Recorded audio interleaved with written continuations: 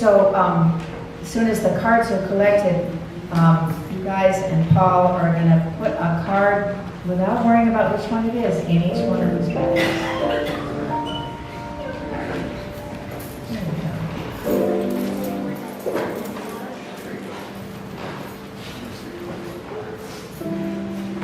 Bob, are you getting a picture of the bags? Because I want to be sure we have a picture of the mountain of backpacks.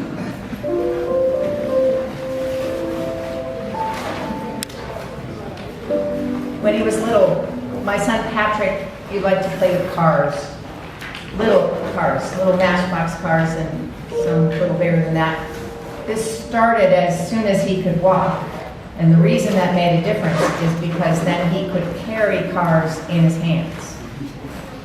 He broomed his cars on the tables and the floor and the windowsills, but mostly carried them around in his hands.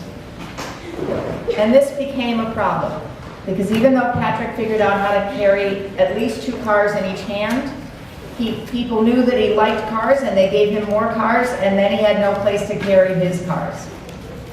And let me tell you, there were plenty of times when I would have to carry cars that he didn't have space for. A friend of ours, so if we've got lots of extras, okay, if we've got lots of extras, why don't you put them over next to the chalices? And if any of you are going, shoot, I forgot my bag today, I hope that you will just pick up one of those on your way out, okay? Thank you. Thank you very much. So I had a friend, Patrick had a friend, a woman who knew him well. She took care of him during the day when I was working most of the time. And she was very clever. And she made Patrick a little bag. It was a little green canvas bag that was about this tall, had a zipper up the side, and a handle on the top. She put his initials on it. And that was Patrick's car bag. He got incredibly good. Now, realize this child was not talking yet. But the cars are really important to him, and he got really good at jamming cars, lots and lots of cars, into his little green bag. And it was wonderful because he could then carry that with him wherever he went. And it became very important to him, this bag, especially after we sold the house where Patrick had lived all of his 20 months so far and moved overseas, where everything was different, and lots of the familiar things that Patrick had had in his life just weren't there at all for a few years. But he always had his bag of cars, and he would take them all out to play with them and then pack them back in.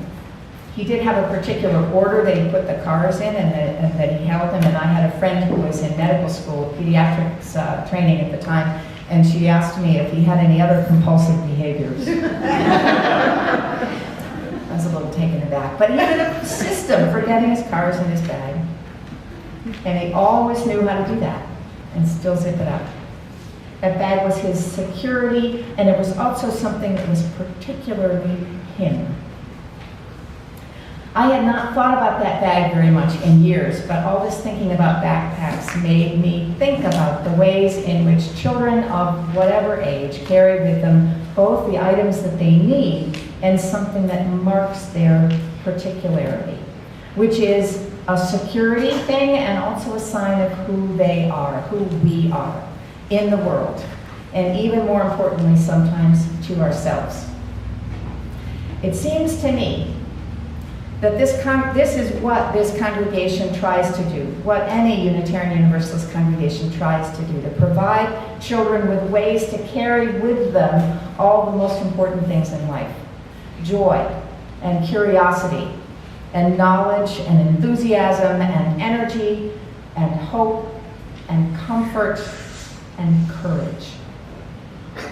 We do this in different ways. Our Unitarian heritage teaches us to convey confidence and conviction. You have a brain and a heart, use them. Do something. And the Universalist certainty that though the world is dangerous and unpredictable, it is also filled with love. So much love that it just must come from sources bigger than we are. UUC The purpose of this congregation, and any congregation, is about helping all of you, kids and adults of whatever age, to have the confidence and the experience that's large enough and strong enough to trust yourselves as you go about in the world. Strong enough even to let you love other people, even the ones who are really, really not like you. Not just kids. This is not just for children. And not just on Sundays, here or in the discussion group or in the classrooms. It's all week and all the time. That's why we need to have bags to carry into the world. It happens in meetings and programs that actually happen here, but more and more in this world in which we live, it happens electronically. It happens through the links on the website, and our website, the UUA website, other website, the email updates with links in them that Paul sends out, and especially through that thing we don't always love, but that is important in our life, Facebook. Facebook is how I learn.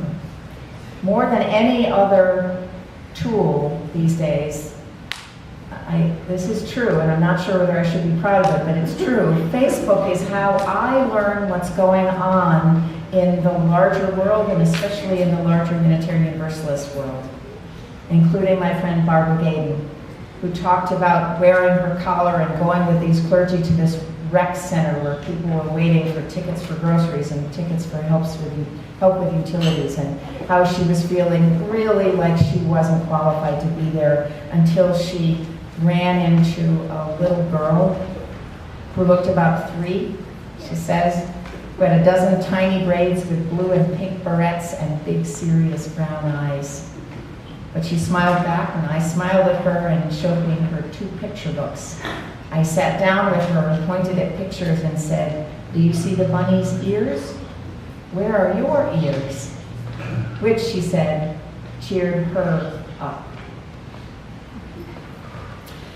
I want to send you away today with one more website you want to go check out. It's called, you'll be able to remember this, www.prayingwithourfeet.org.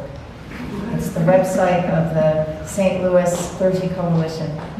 And there's a section in it called Helping from Afar that talks about how any of us, wherever we are, even if we have never been to Missouri, can commit ourselves and the people in our purview to sacred conversation and education on race and privilege and collaborative community relationship, and how we can energize voter registration among the people who are not now registered, and organize to act on whatever comes up for the good of the underserved in our communities, especially when members of those communities are in leadership of those actions.